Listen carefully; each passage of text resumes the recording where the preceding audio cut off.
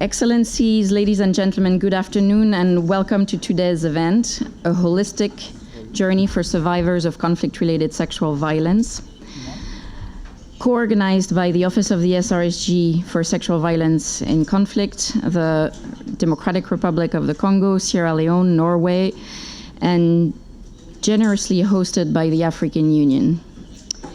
This event will have 4 segments. We will open the conversation with a high-level statement from our co-organizers and partners. We will then move to a panel discussions and hear first-hand accounts from survivors, service providers, and national judicial actors on what it takes for the journey towards justice to become a reality.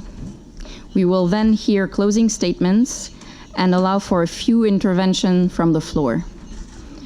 Our timing today is very short to address a complex topic, so as such, I kindly ask everyone to strictly stick to their speaking time.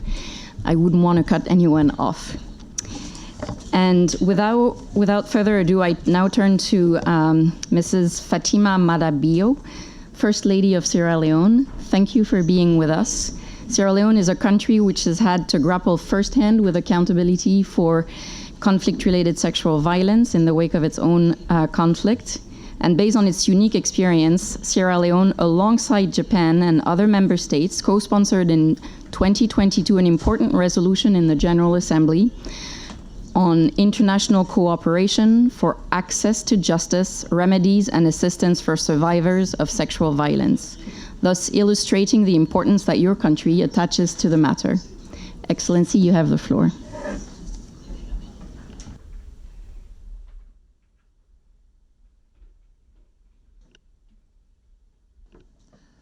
Thank you. Excellencies, Your Excellency, my dear sister Denise, and the Vice President of OFLA, First Lady of the Democratic Republic of Congo, Excellencies here present, distinguished ladies and gentlemen, good afternoon. I bring you all greetings from His Excellency Retired Brigadier Julius Madabio, President of the Republic of Sierra Leone.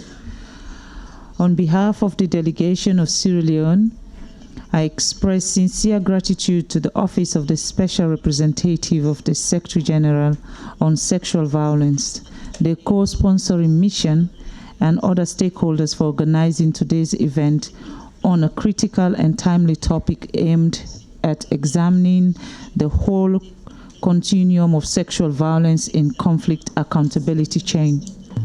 I also thank our host, the Permanent Observer Mission of the African Union to the United Nations, for the kind accommodation. This subject matter resonates in a very special way to His Excellency Dr. Julius Madabio, President of the Republic of Sierra Leone, a foremost champion of gender equality and equity. It certainly resonates with me, as I have dedicated my public work to tackling sexual gender-based violence around the world.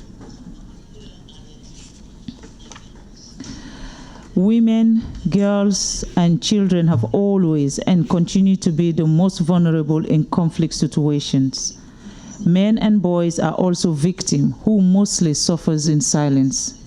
For those champions, leaders, advocates, agitators, and survivors fighting the scourge of sexual and gender-based violence, we recognize you all for the relentless hard work on this important mission.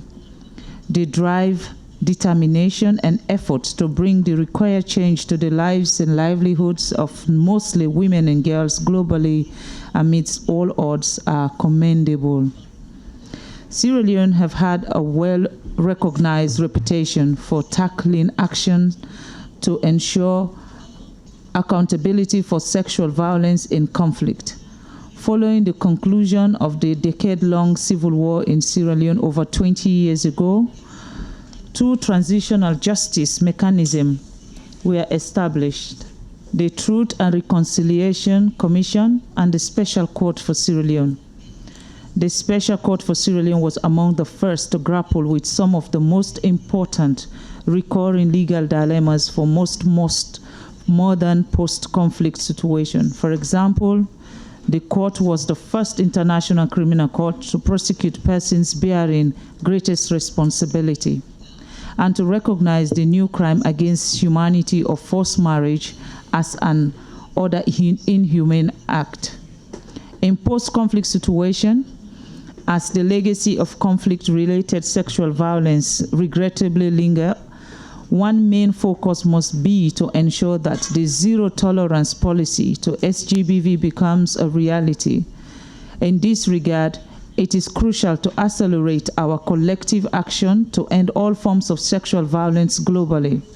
Violence against women and girls in this context take many different forms, including domestic violence, sexual assault and harassment, child, early and forced marriage, and sex trafficking.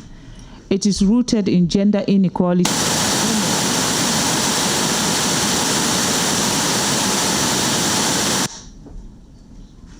It is rooted in gender equality that women face throughout their lives from childhood through to old age. I cannot help but quote His Excellency President Biyote's description of the menace when he once said, "The depravity of sexual violence is obscene, criminal, and totally objectionable." He now urged the General Assembly to act in global solidarity on access to justice for survivors of sexual violence. This, he said, was building upon Sierra Leone's domestic effort against sexual and gender-based violence. In addition to the relevant UN Security Council resolution on the 22nd September 2022, the Sierra Leone and Japan-led resolution on access to justice for survival of sexual violence was adopted consensuously by the United Nations General Assembly. Sierra Leone is proud and grateful for the broad support from the 83 member states that co-sponsor the important gap-filling resolution. The resolution built on previous critical work undertaken by the United Nations General Assembly and Security Council to protect survivors in conflict situations by extending protection to survivors during peacetime. We know statistically that most sexual violence in the world happen outside of war. The mechanism or outlined in Resolution 76304 therefore reinforce the theme of ensuring accountability in the holistic justice journey. The accountability mechanism, as outlined by Resolution 76304, involve multiple stakeholders, including governments, civil society organizations, and international and regional organizations. The resolution called for victims and survivors to be urgently provided access to justice and effective remedies. These include the provision of comprehensive legal protection for victims, effective legal assistance, and protection of victims and witnesses from reprisals. The multi-sectoral support service include the establishment of comprehensive, coordinated trauma and gender responsive services, health, psychological assistance, and protection. The resolution calls for the need of child victims to be addressed, prevention, and awareness. Critically, it urges enhanced international cooperation to combat sexual violence. I trust that with this lens and many perspectives we will share today, this high-level side event will continue to spotlight the issue of addressing sexual violence in conflict areas. Thank you for your collaboration and support in strengthening protection for all survivors, and thank you for championing a cause that is so dear to my heart and that of the people of Sierra Leone. May God bless you all.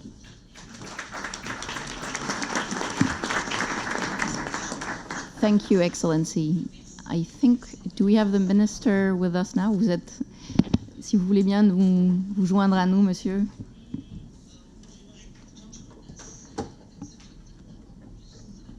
Thank you for going first.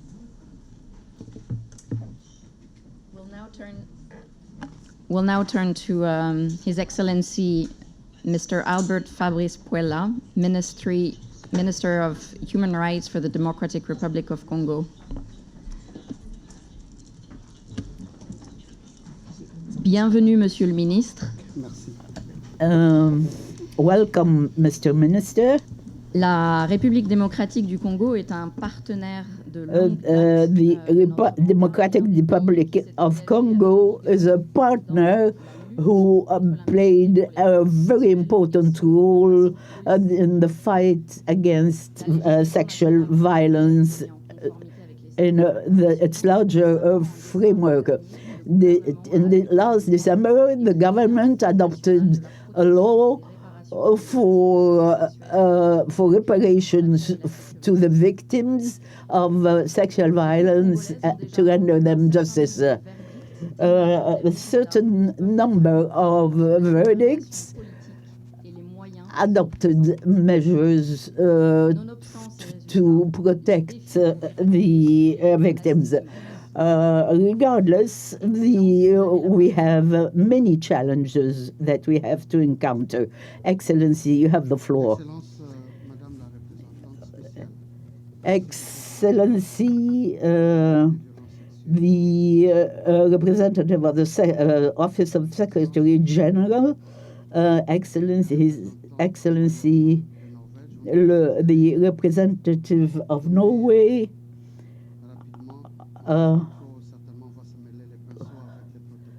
please forgive us for being late and we broke the protocol, but we'd like to tell you that we will be always on your side. Her Excellency, the representative of the Republic of Sierra Leone, Excellency, the representative of the First Lady of Congo, of RDC, Mrs. Denise Cañero, Mrs. the representative of the executive director of the UNFPA, ladies and gentlemen, in your different capacities. Since 3 decades, we have witnessed conflicts, armed conflicts, for economic reasons mainly, and during this war, many international crimes have been perpetrated, among which sexual violence as a weapon of war. RDC is actually implementing the creation of a mechanism for transitional justice after 32 years of dictatorship and human rights and humanitarian law violations. Hence, all the pillars are in charge. Avec un rapport final de la politique nationale sur la justice transitionnelle avec tous les détails. Le projet de loi sur la justice transitionnelle n'attend que les conclusions des consultations nationales sur la justice transitionnelle pour être présenté au Parlement. Once it has been approved by the Parliament, violations of human rights and sexual violence will be accountable for the criminals will be accountable for these crimes. The RDC adopted since 2006 Law 006, 018, and 06/19 regarding the punishment of crimes of sexual violence, and the Law 067 of December 2022 regarding the trafficking of human beings, more especially women and children.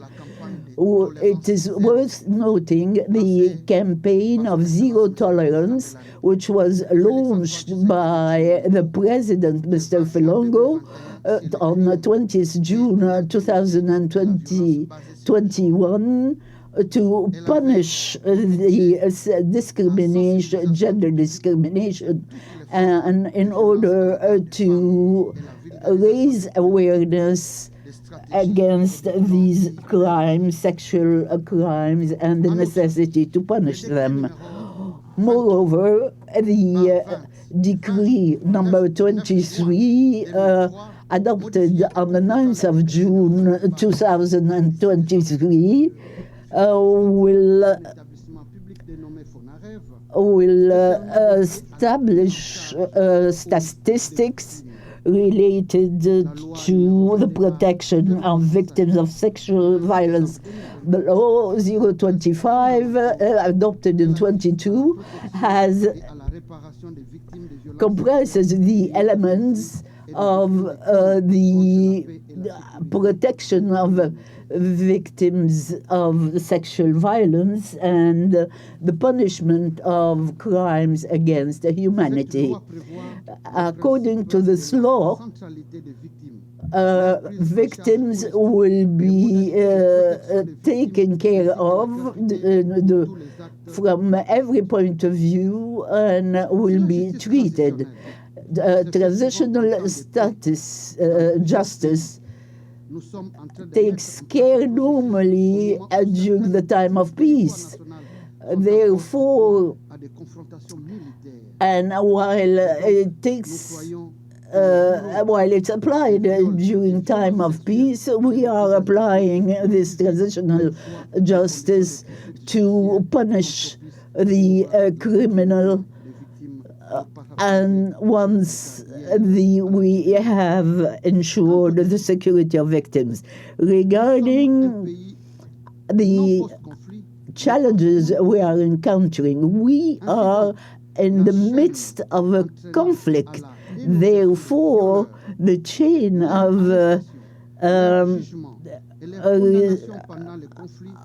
trying the criminals and catching them is a very difficult question in view of the internal conflicts that we face. How are we going to get ready to punish all these criminals? Therefore, in order to reach our target, we are ready to work in collaboration with the civil society and other partners. In an environment of hostilities, we think that your experience and the experience of other countries such as Colombia that we visited recently and who lived this situation similar to others, their experience will certainly be extremely beneficial to us. And we hope that the United Nations will understand that efforts to ensure peace must take into account priorities, your priorities, especially that the reasons for the conflicts are well known. So we are asking for an assistance to reach our targets, and so as we can create a criminal court in our country and a special court for peace similar to the court that was created in Colombia. We are advocating the building of capacities, and we ask all the partners to help us, especially those in charge of the protection of the victims in RDC.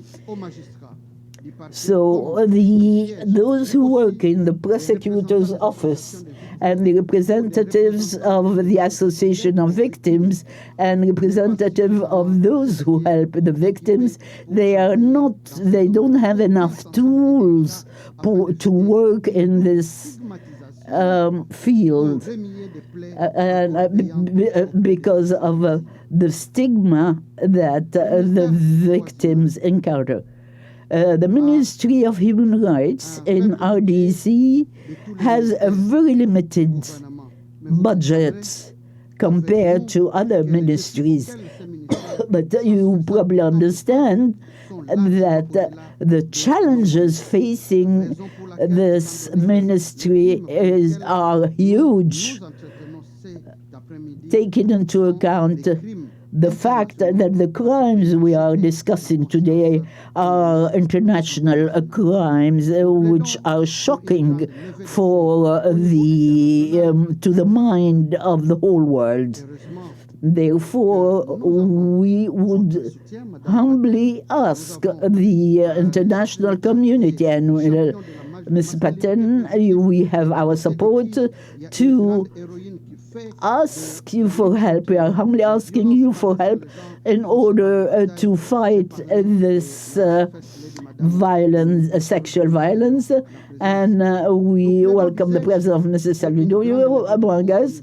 And we do hope we will be able to get contributions from all partners, all international partners, so as to help the RDC fight this evil, thanks to a state that is capable of taking care in a holistic manner of the victims of this violence. Thank you.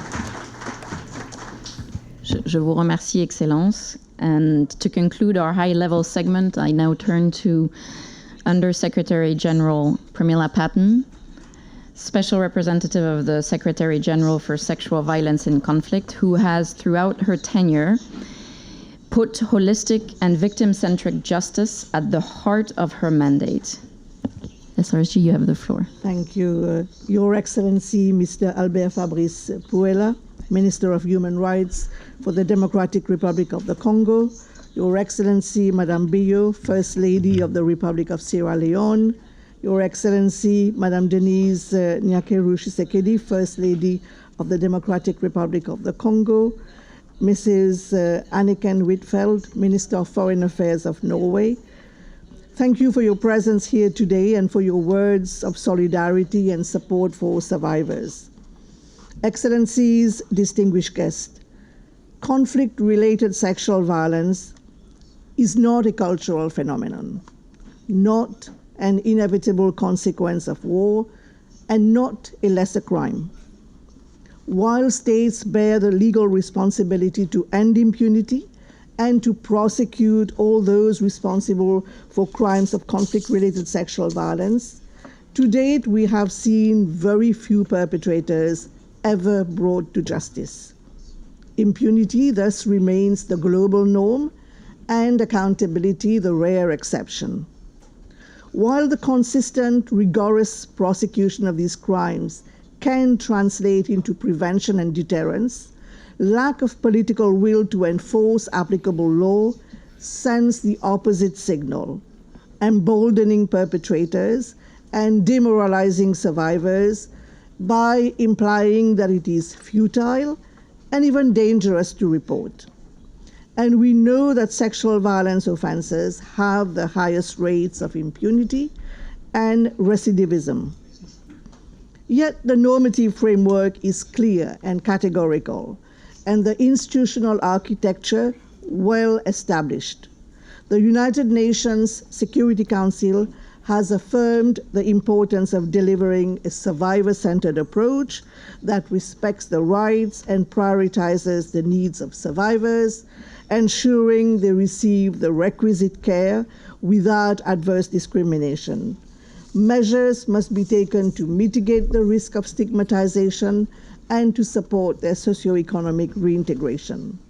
Security Council Resolution 2467 of 2009 calls for stronger, more comprehensive legislation, for investigation to be enhanced, including through specialized police units and courts, for the provision of legal aid, and the prompt investigation, prosecution, and punishment of perpetrators in a manner consistent with fair trial guarantees, and the provision of reparations to victims. All of these measures must be in place to create an enabling environment in which survivors can come forward to report and seek justice.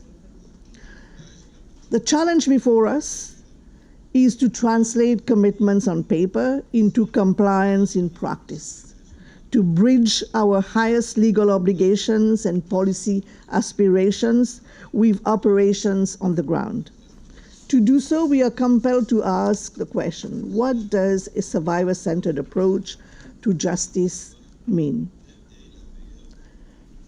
For the 7-year-old girl who was raped during the conflict in Sudan and forced to flee South Sudan with her grandmother, where they now live as refugees, but lack the financial means to pursue the case despite their thirst for justice.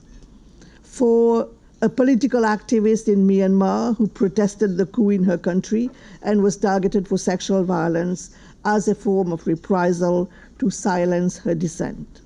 Or the girl who was gang raped by armed men in Tripoli, whose family refused to file a complaint due to fears of retaliation and social norms related to honor. A young woman who became pregnant and HIV positive after being raped by 27 soldiers in northern Ethiopia, where troops are still present and a credible transitional justice process is lacking.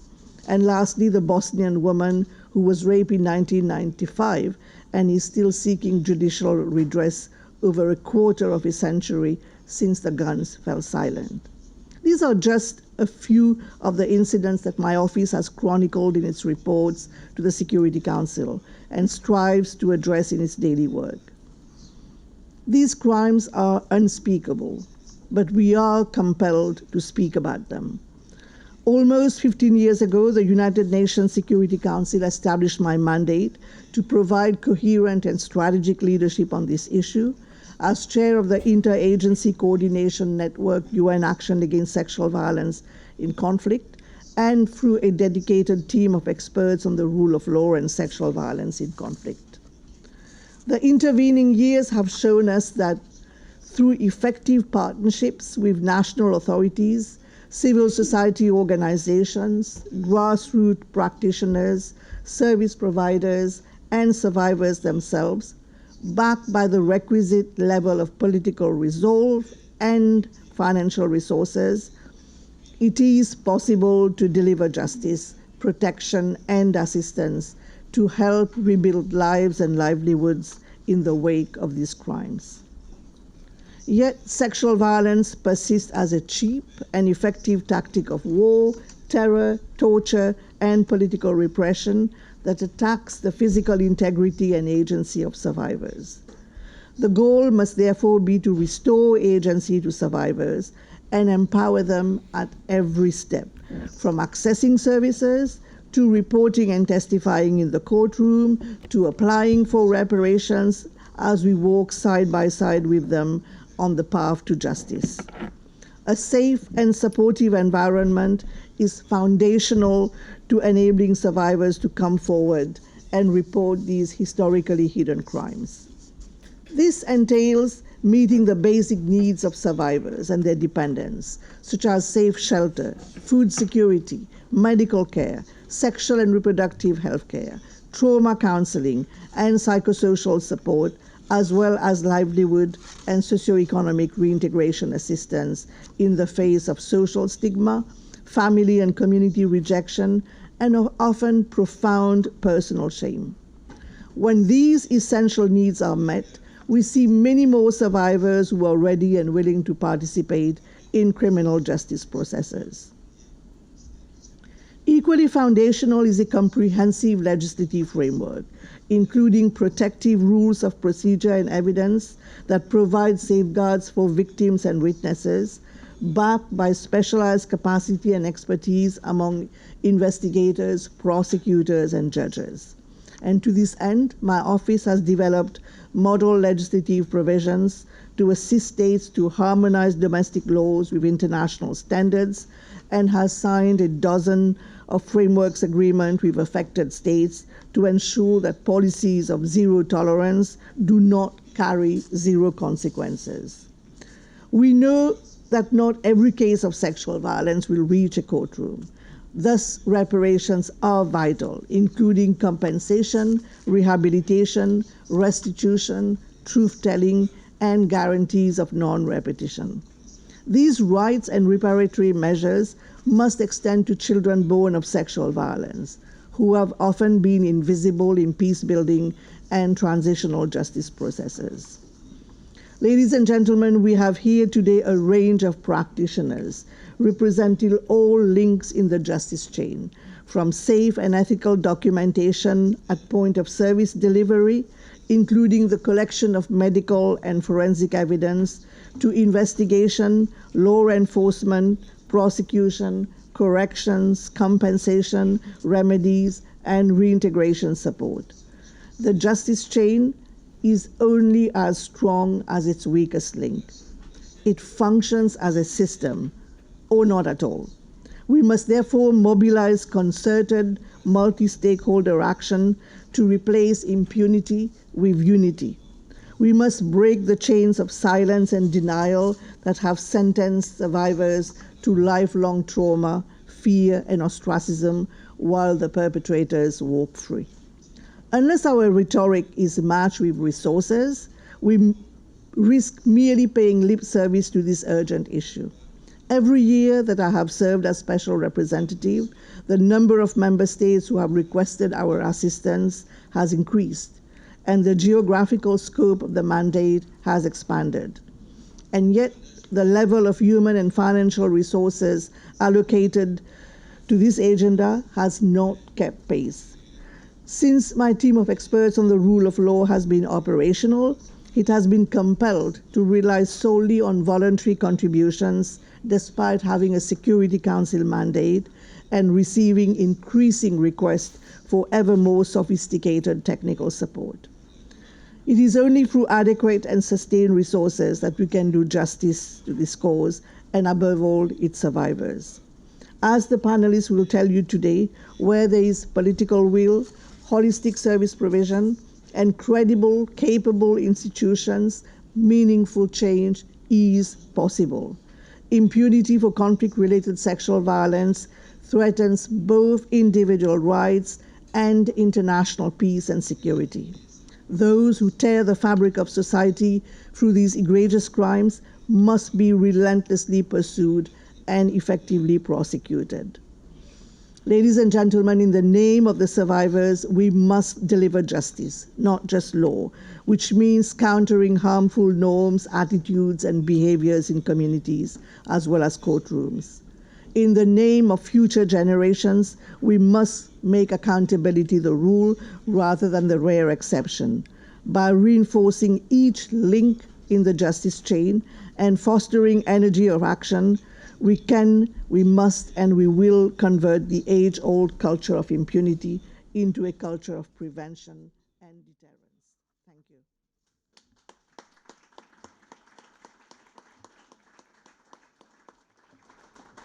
Thank you, Madam SRSG. I now close the high-level segment of our event and invite our distinguished guests to rejoin their seats, and I invite the three first panelists to join me at the head table. Jeanette, Tara, and General Motumbo.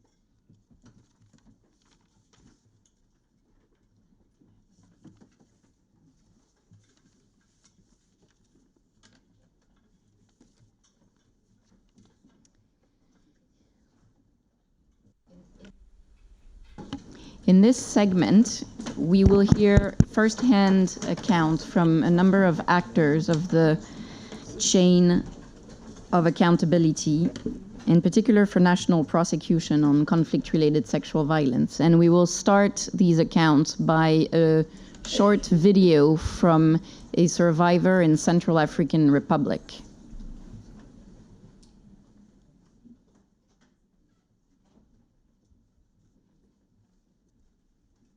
Je suis centrafricaine, survivant du viol sexuel lié au temps des conflits armés avec un enfant né du viol. Coordonnatrice nationale du mouvement des suivantes en Centrafrique, Mosuka. Tout a commencé en 2003, au temps des Bayamulenge, quand on fuyait la guerre avec ma maman pour aller dans la colline. Et du coup, nous sommes tombés dans l'embuscade des Bayamulenge. Et les Bayamulenge étaient en tenue, ils ont violé ma mère devant moi et ils voulaient encore me violer. Ma mère a refusé et du coup, on a égorgé ma mère devant moi. J'ai perdu ma virginité à l'âge de 13 ans. On était partis. Mon oncle maternel a reçu les informations. Il est allé me chercher pour me ramener à la maison chez lui. Malheureusement, comme il a construit des auberges, sa femme m'utilisait comme esclave sexuelle parce que c'est moi qui utilisais tous les hommes qui venaient pour qu'ils puissent avoir de l'argent. Je suis tombée enceinte 2 fois. Elle m'a fait avorter 2 fois, c'était vraiment douloureux. Et la 3e grossesse, je suis obligée de quitter la maison. Et il y avait une maman qui était derrière la maison dont la maman m'avait pris en charge. On a quitté la maison là, on était parti louer une maison ailleurs. Et la maman là m'utilisait aussi pour vendre ses chicoins. Donc je n'avais pas les moyens pour aller à l'hôpital. Je n'ai jamais mis pied avec la grossesse à l'hôpital jusqu'à accoucher à la maison. Je n'aimais pas cet enfant. Mais c'était la maman qui s'occupait de l'enfant juste pour que je puisse vendre ses chicoins. Et en 2013, je me souviens encore, j'ai été violée par les hommes armés. Ils étaient 3. Et là, c'était horrible pour moi parce que j'avais les fistules. Mon organe génital était complètement détruit. Je ne pouvais pas aller à l'hôpital parce que je n'avais pas de l'argent. J'ai saigné pendant 1 mois. Et du coup, j'ai fait un traumatisme parce que je faisais la dépression. On m'a amené à l'hôpital. Il n'y avait personne. D'abord, j'ai été rejetée dans la famille. Arrivée à l'hôpital, à la psychiatrie, j'ai été attachée dans une chaîne parce que j'étais agressive. Et du coup, j'ai passé 2 mois à l'hôpital psychiatrie. Et quand je suis sortie, c'était difficile pour moi. Parce que ici, pour aller à l'hôpital, il faut avoir de l'argent. Déjà, une survivante du viol a besoin des soins médicaux, psychologiques et gynécologiques. Et voir un gynécologue ici en République centrafricaine, c'est très très difficile. Il faut avoir de l'argent pour payer la consultation. Et quand tu payes la consultation, il faut s'attendre à des ordonnances, à des examens médicaux. Il faut avoir de l'argent pour payer les examens médicaux qui coûtent déjà aussi cher. Il faut avoir de l'argent pour payer les examens aussi. Les examens et les ordonnances qu'on va te donner. Et c'est très très difficile. Et quand je commençais à militer dans le mouvement Mosuka, grâce au concours des partenaires, à la fondation du docteur Denis Mukwege, que j'ai fait le témoignage, et quand j'ai brisé le silence, ils m'ont amené à l'hôpital pour faire une intervention chirurgicale pour réparer mon appareil génital. Et du coup, à travers ça, le médecin m'a expliqué que je ne pourrais plus faire encore un enfant. Et là, présentement, je vis avec les séquelles. D'abord, aller aussi à la justice. Aujourd'hui, nous vivons avec les bourreaux. Et c'est très difficile d'aller à l'hôpital. C'est très difficile d'aller à la justice. Quand tu vas à la justice, il faudrait un avocat. Et un avocat, il faut payer le droit de cet avocat-là pour qu'il puisse te défendre. Et quand tu n'as pas de l'argent, d'abord les dossiers, c'est difficile pour suivre les dossiers. Et c'est très long. D'abord, tu peux payer l'ouverture des dossiers, c'est 50 000. Mais il faut attendre les restes qui restent, le reste, parce qu'il faut payer les dossiers. Et quand souvent les dossiers disent que les dossiers, c'est disparu. Et il faut avoir de l'argent encore pour faire sortir le dossier. C'est difficile pour avoir de l'argent, pour payer les dossiers, payer les avocats. Les bourreaux sont encore au pouvoir. Et tu ne peux même pas te permettre pour aller déposer une plainte au nom de ton bourreau. Parce que tu ne sais pas qui est déjà dans le gouvernement. Tu peux avoir la visite aussi d'ici demain chez toi à la maison. Les procédures de la justice sont très très longues, à tel point que souvent il y a découragement. Parce que quand tu vas, il faut payer le transport. Et tu peux prendre même 2 mois. D'abord, à la justice, là-bas au tribunal, on te dit que le dossier est ouvert. mais de jamais fermer parce qu'ils ne retrouvent plus les bourreaux. Et c'est très très difficile. Quand on ne retrouve pas les bourreaux, souvent il faut passer du temps, passer 1 an, 2 ans pour qu'on puisse te dire que le dossier est en cours. Mais malheureusement, quand tu n'as pas d'argent, tu ne peux pas avoir la justice. D'abord, aller à la justice, il faut témoigner. Et quand tu témoignes, les bourreaux sont là pour écouter. Donc c'est très très difficile. On a besoin de l'autonomisation pour survivre avec.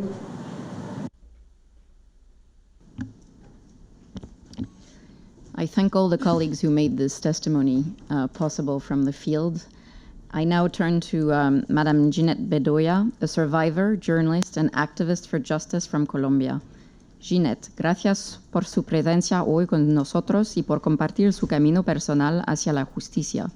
Tiene usted la palabra. Thank you. I'm going to speak in Spanish.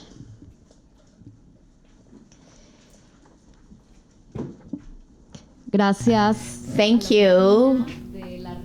Thank you to the Office of the Special Representative of the Secretary General on Sexual Violence in Conflict, and especially thanks to Ms. Patton, who always inspires us as survivors of sexual violence. What is justice? How can we possibly repair what is impossible to repair?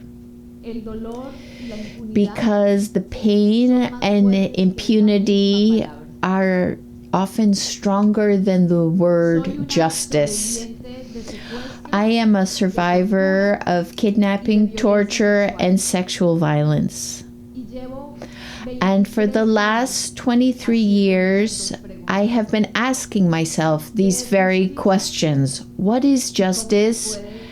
And how can we repair and heal what is impossible to repair and heal? I have been patted on the back and given hugs from representatives of the government of my country in solidarity for the violence I have suffered. And I'm sure that they had good intentions, but for survivors of sexual violence, good intentions are not enough. Each victim has a very individual idea and concept and very intimate idea of what justice means for the perpetrators.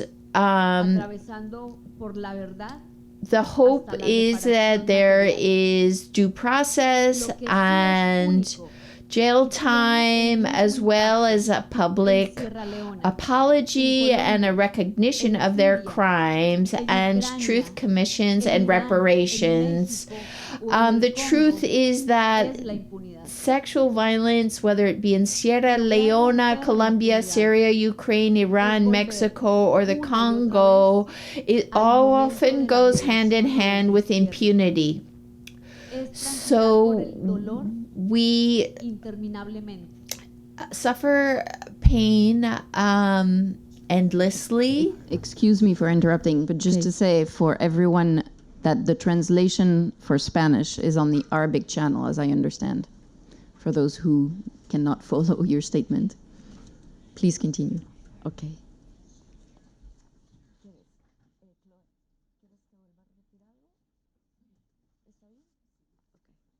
To overcome impunity often means re-victimizing the victims and reliving our pain and nightmares.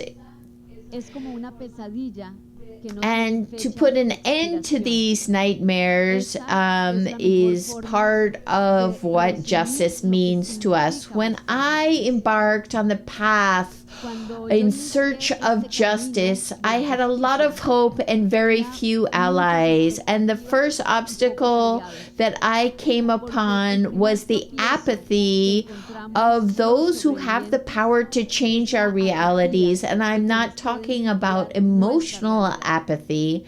I'm talking about the rejection that violence often provokes. I'm talking about an apathy of action. I'm talking about a lack of willingness to reach into their pocket and grab their checkbook. I'm talking about the lack of support for mental health.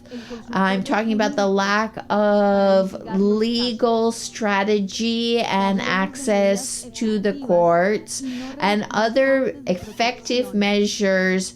I'm also talking about the need for methodologies and procedures that do not re-victimize the victims. I did not have psychological support. I didn't have access to a doctor or a lawyer, nor did I have the support of the legal system in Colombia. On the contrary, the DAs blamed me for the violence, not the perpetrators.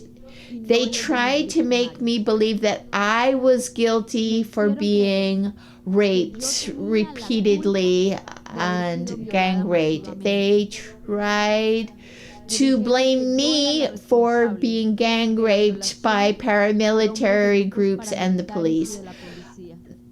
The legal system in Colombia failed me, and it's still failing me. I suffer impunity to this day. I knocked on many doors internationally, and I took my case to the Inter-American Human Rights Courts, but it has taken my whole life to do so.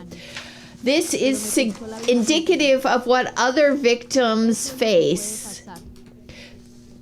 The member states cannot allow that other victims suffer what I have suffered, that they might not.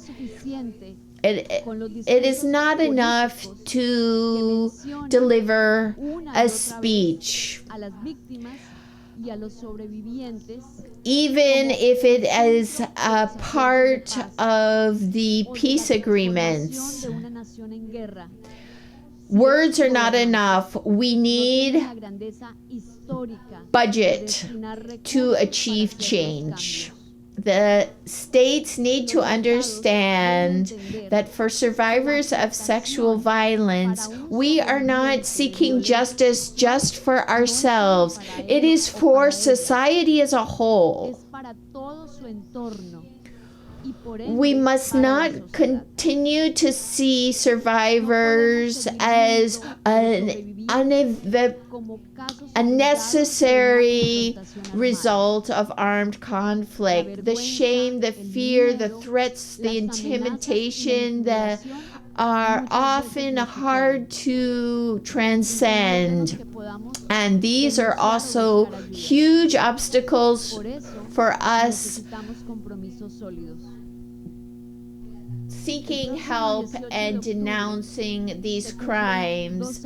Next October 18th, it'll be 2 years since the sentence of the Inter-American Court was issued against the Colombian state on my case.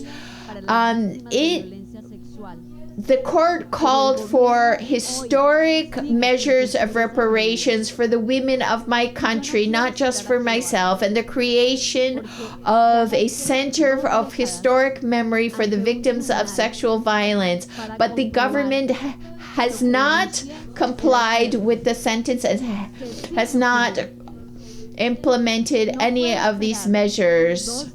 I don't want to continue to wait. I've spent 2 decades before tribunals and courts denouncing what happened. Now, the fact that I'm here today and other victims testify is indicative of a growing aperture to hear us. Those responsible for the crimes against me took almost everything, but they did not take away my greatest power, which is my voice. And this voice continues to clamor for justice, not just for myself, but for all victims of sexual violence. Thank you very much. So both testimony we just heard illustrate clearly that the pursuit of justice is a challenging path for survivors to follow. As we heard, that journey often starts by accessing urgent services, in particular medical and psychological care, but also economic and livelihood support. However, often these services are not readily available, which has a chilling effect on victims coming forward and reporting cases. Tara Noel, you are the representative of Médecins Sans Frontières to the United Nations. MSF is one of the humanitarian actors often on the front line with survivors. Could you share with us some perspective about what is needed and the challenges faced by survivors towards accountability?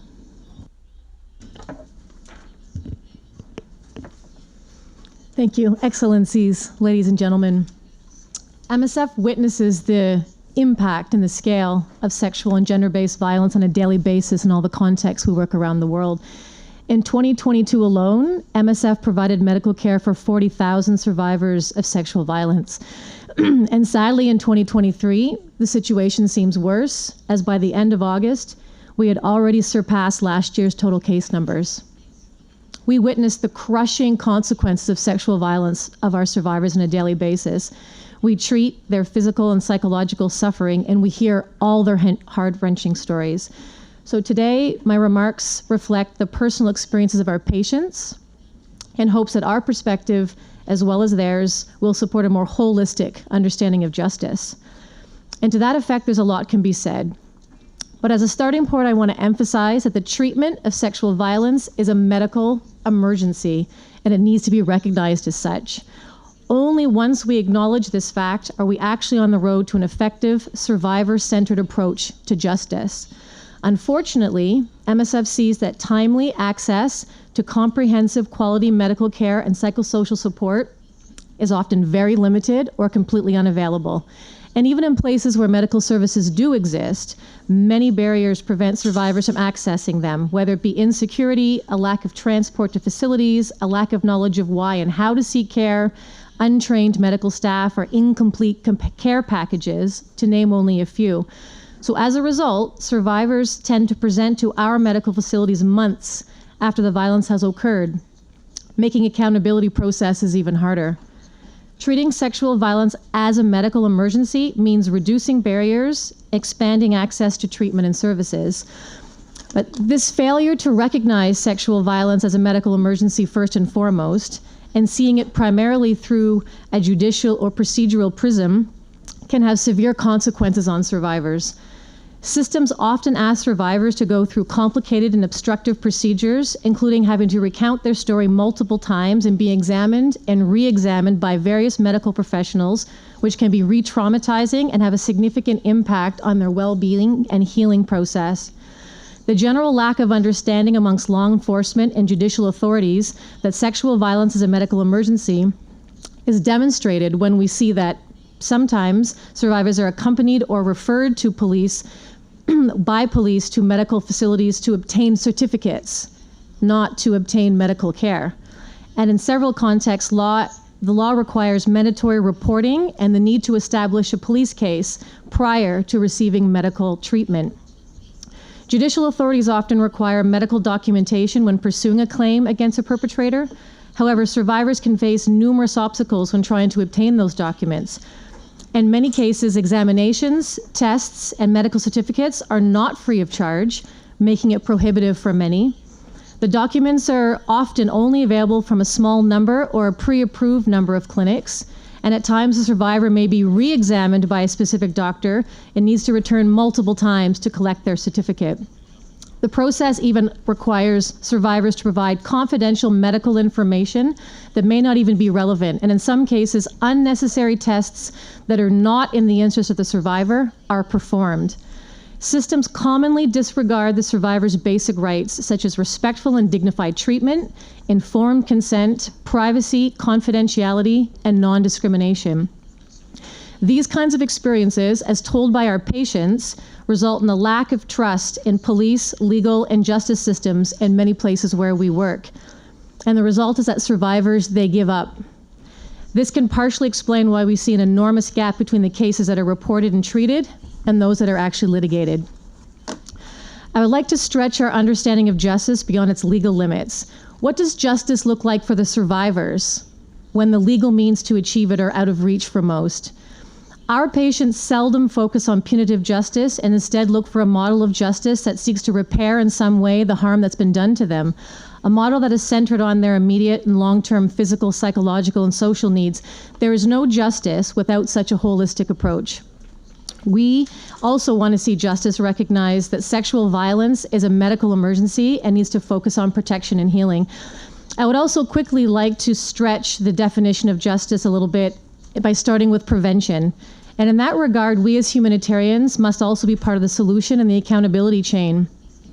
A lack of access to basic services and adequate humanitarian assistance in many contexts continues to drive women's vulnerabilities and exposure to sexual violence.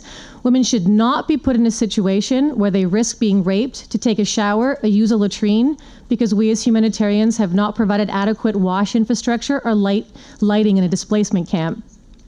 And women should not have to risk being raped every time they leave the camp in search of food for their malnourished child. That is not a just choice. Humanitarians and governments alike need to do much better to reduce vulnerability as a first step in this justice model. Madam Moderator, I'll quickly summarize. I can recognize the need to move forward. I want to conclude by saying medical care must be a priority and should not be contingent upon anything else.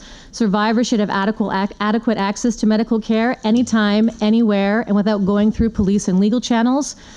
And finally, states must do better in adopting more survivor-centered approaches through increased provision of medical services, safe referral pathways, improving awareness and training within the formal justice system. States need to address mandatory reporting and the challenges survivors face in obtaining medical certificates. And honestly, this is low-hanging fruit. And it is not the only as a humanitarian thing to do, but this holistic approach will help create more faith in the accountability processes, will help states achieve their objectives, and move us all closer in our quest for real justice for survivors. Thank you. Thank you, Tara. I now turn to General Mutambo, who is the President of the Military High Court of the DRC. Général, sous votre impulsion, la justice militaire en RDC a pris à bras le corps la lutte contre l'impunité pour les violences sexuelles. Des poursuites ont été engagées contre les auteurs, des chefs d'accusation ont été posés et des verdicts prononcés. Pouvez-vous nous parler de ces avancées accomplies et des défis auxquels vous avez fait face? Merci, Madame. Excellences, Mesdames et Messieurs. Thank you, Madam, Excellencies, ladies and gentlemen. I would like to thank the organizers for inviting me to this event to present the experience of the military justice in the framework of fight against sexual violence. Over 2 decades, the Democratic Republic of Congo is ravaged by a cycle of conflict, an impressive number of international crimes, making hundreds of thousands of victims, and this violence were marred with mass perpetration of rapes and mass rapes, group rapes. So beside criminality, in line with the policy of zero tolerance promoted by the government of my country, the military justice, which resources are like scarce, and it's difficult to make them lawsuits against all the perpetrators. So we elaborated a strategy of lawsuit with the partners. It defines clear, transparent criteria, selecting and setting priorities on the type of crimes, notably the nature of the crime, the position of the perpetrators in the chain of command, the number of victims, the accessibility of the area where crimes were perpetrated, and the pursuit within the society based on intelligence provided by military judges concerned in these various dossiers. Mixed task force in place to establishing the list of priority paper or dossier in this case. Also the High Court and the various legal jurisdictions, including the tribunals, they set some priority of dossier regarding violence.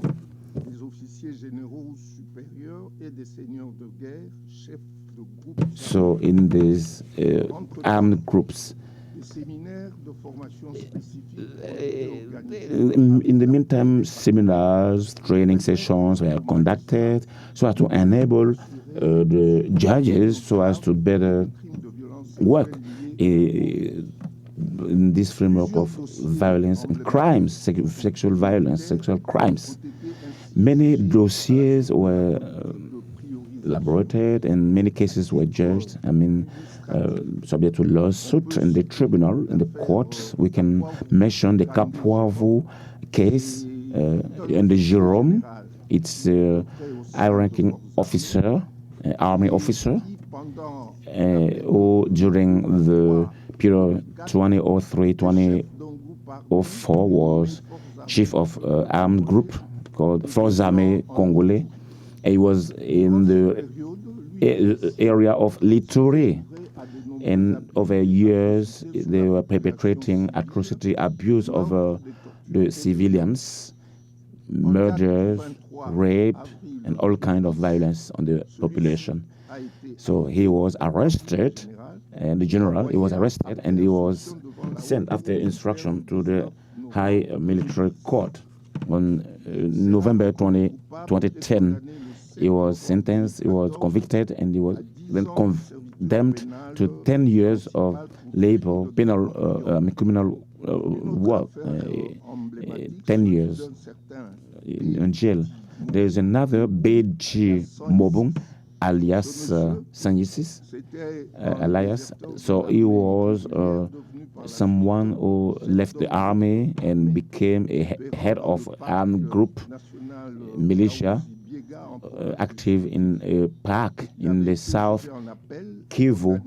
He was judged under appeal and was condemned July 26, 2018 for 20 years in jail, mostly against for crime against humanity by rape and by sexual slavery. There's another Maru, another person called Maruka, who was actually the assistant of Bedi Mogundi and who was set himself aside and creating his own group, armed group in the forest, perpetrating violence over the population living in the Kauzi Mega National Park. So he was really illustrated in many violence, rapes, and other kind of threats within the population living around the park.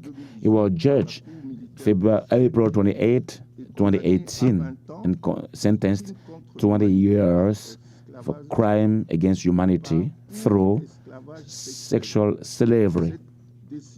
This decision was confirmed by appeal by the High Court, military High Court. Another case concerning a provincial member of parliament, he was condemned by the High Military Court in Bukavu, 26 July 2018, by life sentence. So one, Batumike Ruki Banya Frederick, was the head of the insurrectional movement, armed group, perpetrating serious violation of human rights, and in this quality was not an obstacle in line with the provision of the Rome Statute. It was an old artisanal activist. It had an armed group in Congo, and it was judged after a lawsuit that lasted 2 years, and was sentenced for sexual slavery. So this was judged by the military justice. There are also challenges, insufficiency of human means, financial, material, given that the Congo is a country like a continent, but we don't have enough magistrates, enough judges. We also have accessibility of some zones of the national territory where we have armed groups reigning. We have sometimes the reluctancy of some victims. Some, as we said earlier, victims, some are afraid of stigmatization. We also have insecurity. As I said, the judges cannot go to conduct some lawsuits everywhere. So we need to recognize that military justice, thanks to this policy of setting priorities for dossier, draw lessons on the necessity to bring justice near to the population through conducting some lawsuits and protecting victims, continual vocational training for judges. This is what I can say with respect to the Congolese experience. Thank you for your kind attention. Thank you, General. Thank you for this intervention. Thank you to our first three panelists for sharing their experience.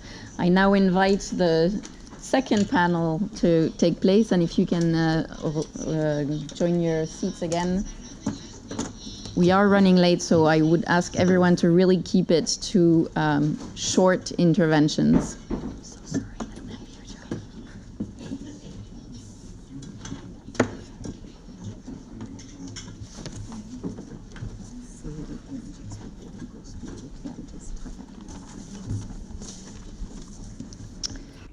All right, thank you. I will immediately turn to Miroslava Krasnoborova, who is a Ukrainian prosecutor currently representing the Office of the Prosecutor General of Ukraine in Eurojust and working on effective investigation and prosecution of international crime, including sexual violence. Miroslava, you have the floor. Thank you, dear Excellencies, esteemed audience. I'm really grateful to be here and this opportunity to address the issue of conflict-related sexual violence and to discuss the means of ensuring accountability for these crimes and support for the survivors. Russia invaded Ukraine 9 years ago, in 2014. And since that time, there have been consistent reports of conflict-related sexual violence in territories temporarily occupied by Russia. However, following full-scale invasion last year, we have observed an alarming escalation in such violence perpetrated by an invading forces. Since February last year, prosecutors have recorded 231 CRSV cases. It's men 82, women 149. 13 of them are minors. And we are aware that this is only a tip of iceberg. The patterns we observe are not random. They bear testament to a deliberate strategy employed by Russia with the intent to destroy the Ukrainian state and people. Sexual violence committed by Russian military often targets people based on their national identity or pro-Ukrainian views. especially against mothers, wives, and sisters of the members of Ukrainian armed forces. We also have testimonies that it is not only tolerated, but encouraged by the commanders. Furthermore, there is a mounting reporting of torture involving rape and other forms of sexual violence against Ukrainian prisoners of war and civilian detainees. Only in one detention, in one facility, we have reports over 160 individuals endured such torture, with no fewer than 17 men experiencing sexual violence, predominantly torture of the genitals with electric shocks. Conflict-related violence is one of the most underreported crimes, and survivors fear shame and stigma, as well as possible revenge from the perpetrators. First and foremost, we are working to develop institutions and mechanisms, and just recently we established a special unit that allows survivors to feel as comfortable and as possible in breaking the silence and reporting those crimes. This includes providing the necessary legal, psychological, and social support to engage the survivors in the pathway towards justice. Parallel, we are steadfast in our commitment to a holistic, survivor-centered and trauma-sensitive approach to investigating and prosecuting cases. It's vital to equip our law enforcement officers, prosecutors, judges, and medical professionals with specialized training, ensuring a compassionate and empathetic response at every step of the process. Further, we must assess all essential components of the path to justice and the way they impact survivors and witnesses. This includes collecting evidences, prosecuting perpetrators with the appropriate charges, and ensuring meaningful reparations for survivors. Justice is incomplete until every survivor has a clear path to healing and redress. And to concretize our commitments, in June, the Prosecutor General approved a strategic plan for the realization of prosecutorial functions regarding the CRSV crimes. It includes tailoring our approach to resonate with the unique identities and nuances of each survivor, ensuring the paramount safety of survivors, fostering an inclusive environment devoid of discrimination, empowering survivors with autonomy over their personal data, and countering and preventing any form of stigmatization. Sharing best practices is essential in improving our collective response to a conflict-related sexual violence, and we have established cooperation in both international and domestic partners in this area. In this regard, on behalf of Prosecutor General, I would like to express our gratitude and boundless respect to our strategic partners, Madame Pramila Patten, UN Secretary General, and her office, because for their unwavering support. We particularly value their strategic advice and trainings organized for Ukrainian prosecutors and investigators, and we hope to continue and expand our fruitful partnership. It is also pivotal to mobilize Ukrainian civil society and the CRSV survivors.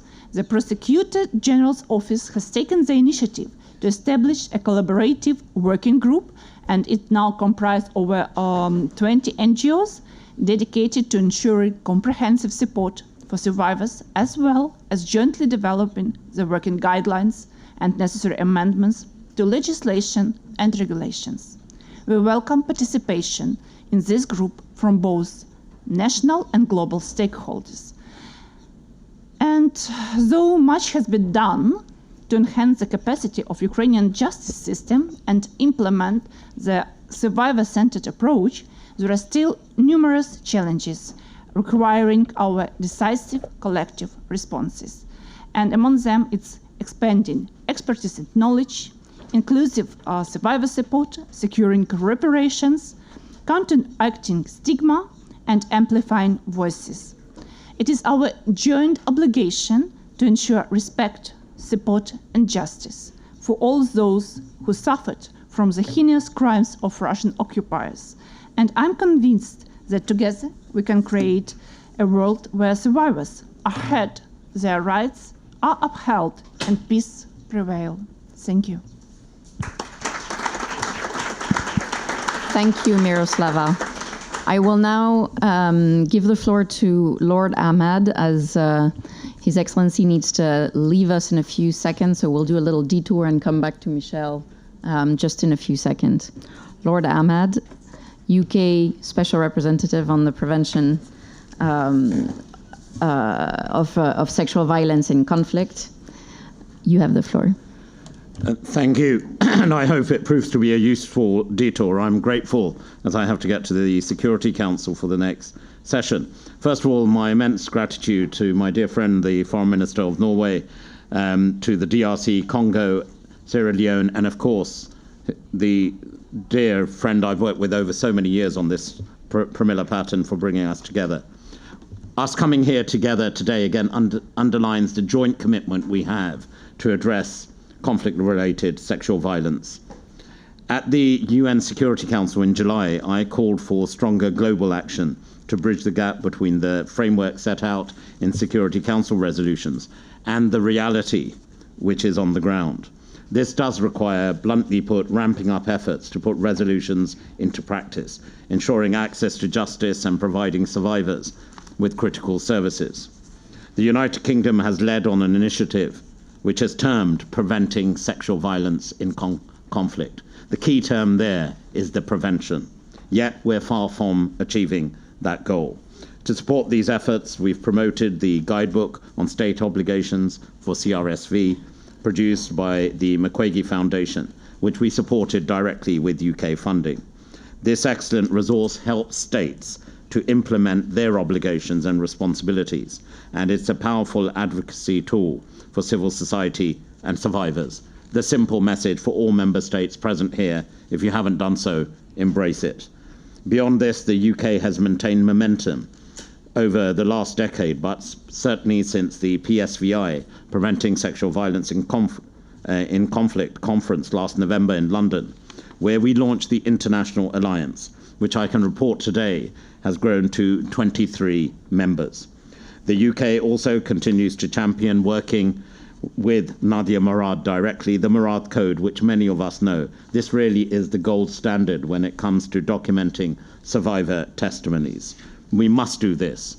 We talk about putting survivors first. The UK has sought to do that since 2019, where our policies, our strategy, our programs are inspired and driven and produced with the direct intervention of two champions, survivors themselves of sexual violence. In terms of accountability, we are currently partnering with the ICC prosecutor, Karim Khan, to overcome barriers to justice. Why is it that someone who goes through the ordeals of crimes, the worst kinds of violations against their body, then have to endure a second reliving of that time and time again, exposing them to greater dangers? That's why I'm delighted we're making good progress on a new virtual reality court with the ICC to help survivors and potential witnesses understand what it would be like to testify. And this will be an added tool to provide support, putting survivors first. And on Tuesday this week, we appointed a UK military expert to support SRSG patterns work with armed forces around the world. That is also, in my mind, crucial. Let me assure everyone, Your Excellencies, ladies and gentlemen, survivors continue to be the heart of our efforts. Working with our survivor champions, we've also established now a survivor advisory group. My simple advice to other colleagues and member states from around the world is appoint survivor champions. It's inspiring in terms of what we can deliver. And finally, I encourage other states to consider how we can continue to collectively work together to ensure survivors are involved with the decision-making in everything we do. The violence we are talking about today, as we've heard just now from the prosecutor, is not inevitable. We can stop this. And that's where I end. That I'm proud to have led on this initiative over the last 7 years as the Prime Minister's special representative on preventing sexual violence in conflict. It should not be a label. It's down to all of us to make it a reality. Thank you so much. Thank you, Lord Ahmad. I now turn to Michelle Jarvis, who's our last panelist for the day, who is a former international deputy to the prosecutor of the International Criminal Tribunal for former Yugoslavia, and presently the deputy head of the International Impartial and Independent Mechanism to assist investigation and prosecution of persons responsible for most serious crimes under international law committed by the Syrian Arab Republic. A very big job. And title. Michelle, you have the floor. Thank you very much, Chloe. Excellencies, good afternoon to everybody. I'm going to offer some observations this afternoon on holistic justice for sexual violence through the lens of my experience as a war crimes prosecutor over the past couple of decades, working first of all on cases concerning the Balkans and Rwanda, and now, of course, with the International Impartial and Independent Mechanism for Syria, or the IIIM, as we call it.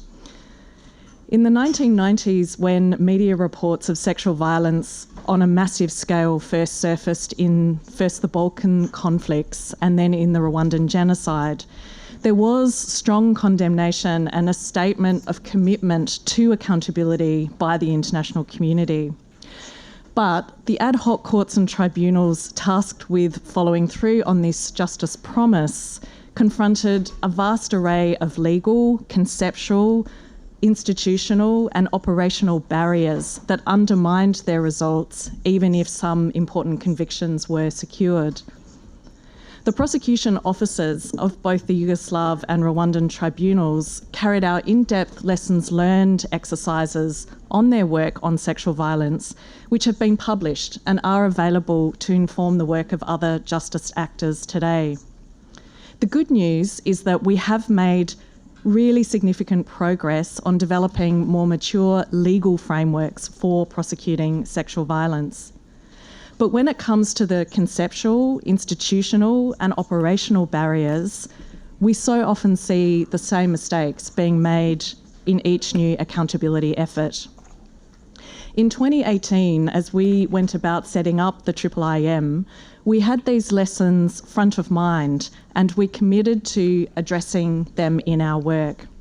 Let me give a few brief examples.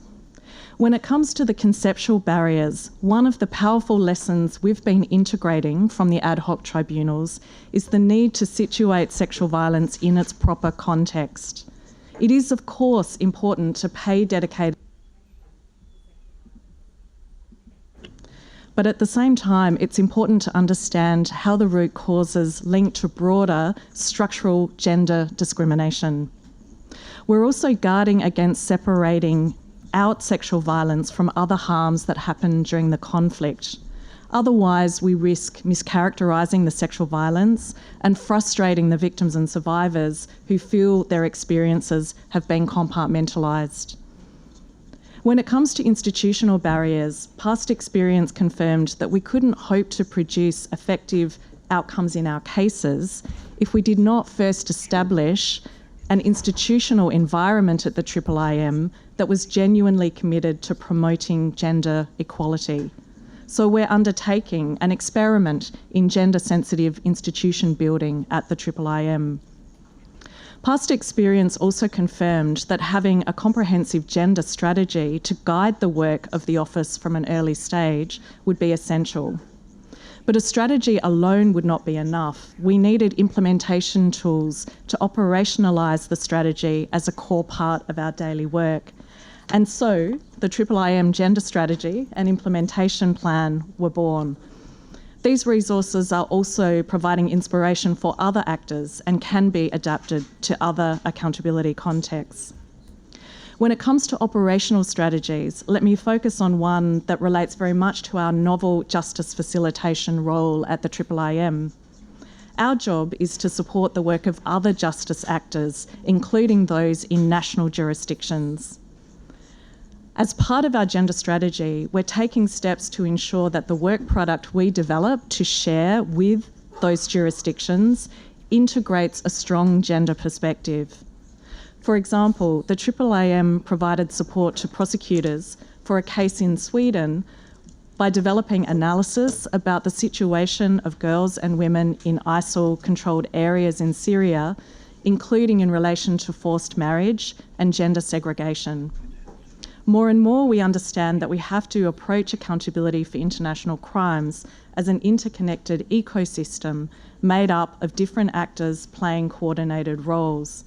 The IIIM's experience is creating precedents for how we can embed a strong gender analysis within an accountability ecosystem.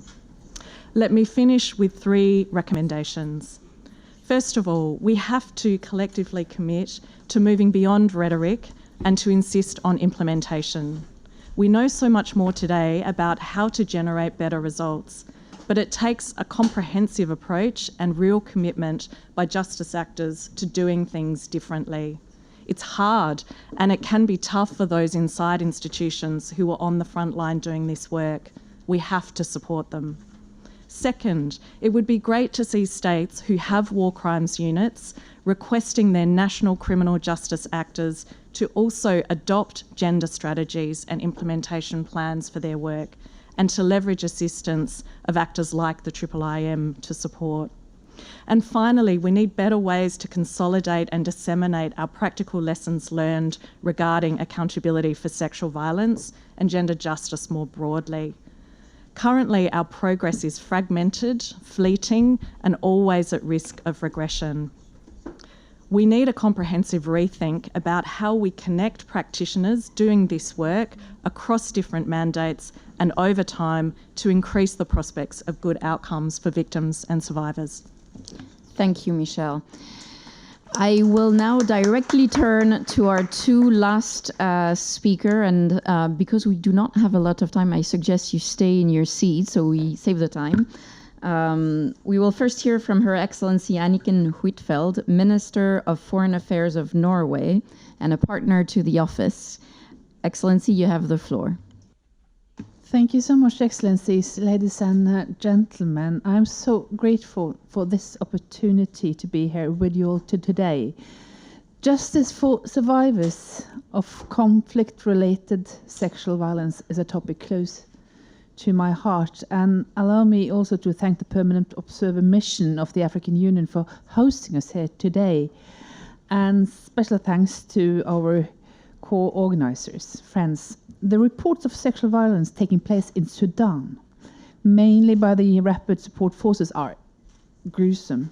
In Sudan, sexual violence is used tactically and also strategically to spread fear and intimidation for political and military gain.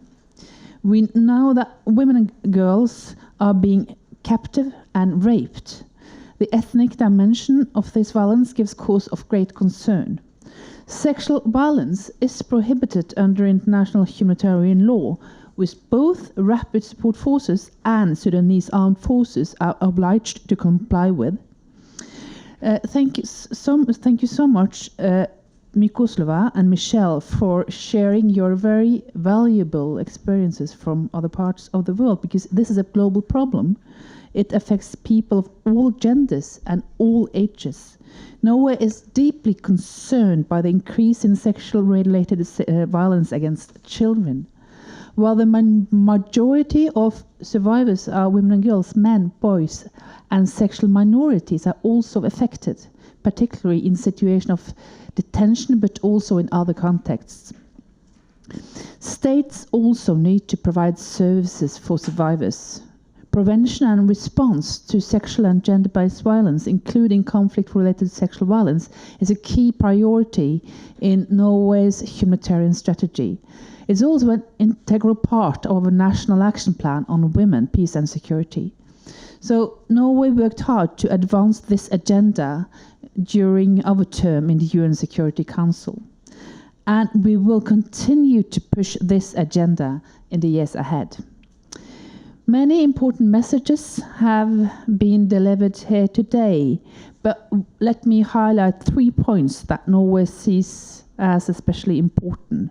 Prevention first is the best response, so therefore I welcome Pramila's initiative with ministers of defense in conflict zones, such as in South Sudan, to prevent these crimes from taking place.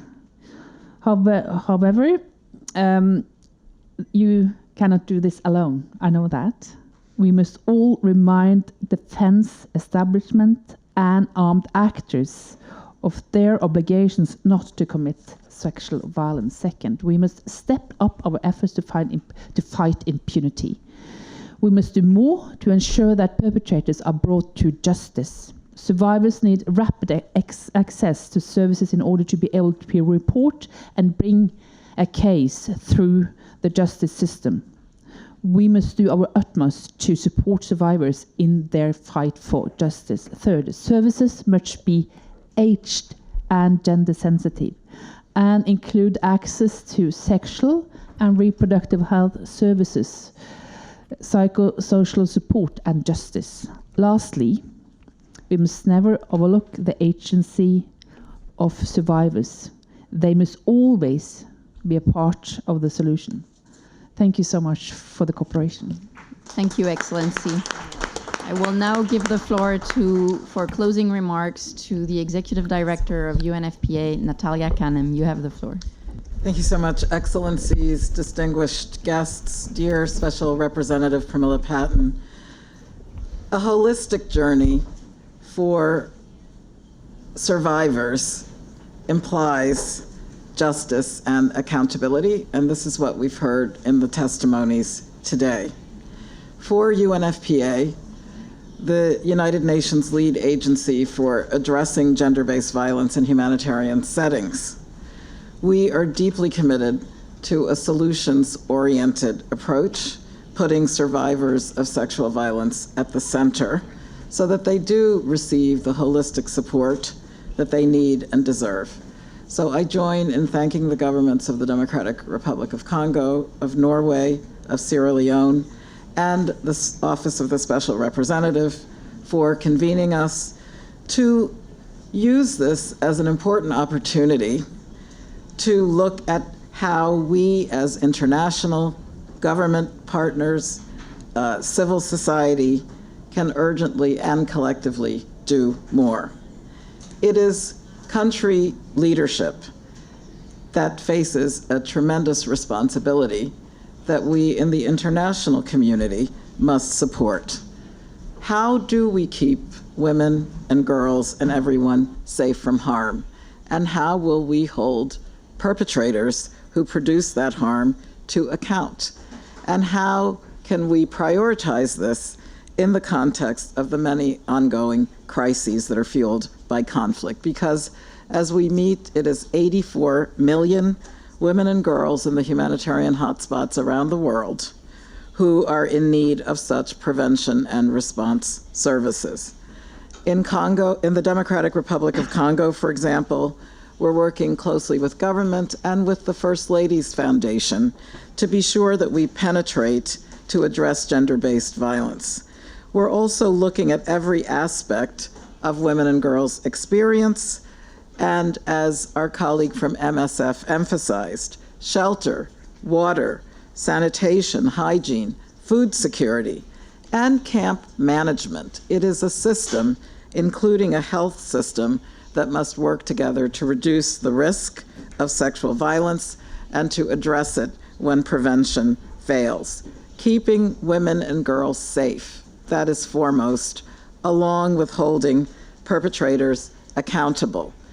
Now, there's no path to healing and recovery that's identical, and everyone has their own particular experience.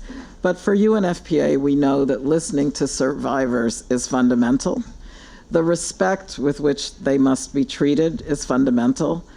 And listening when they advocate for their own needs without judgment or stigma is part of this path to survivor-centered holistic care. In emergency settings, it is the health provider who is often the first and sometimes the only point of contact for survivors. So the training that they have, the knowledge and the skills to function and to provide clinical management of rape and to make referrals means that availability of services, again, must be prioritized so that women will be encouraged to report. So let us remember that the documentation of sexual violence is important, but we have to avoid putting them at risk of re-traumatization. And we certainly welcome the passage of new legislation in DRC and elsewhere on protection and reparations for victims of conflict-related sexual violence. So it is by listening to the needs of survivors that we will assure a holistic journey. Thank you so much. Thank you so much, Natalia. And thank you everyone for being with us today. We do unfortunately have to wrap up, so there will be no time for a statement from the floor, but we will post the statement online for those who weren't able to make those statements. I now invite you to follow us next door for a little drink and some food. Thanks a lot, everyone, for this very rich panel.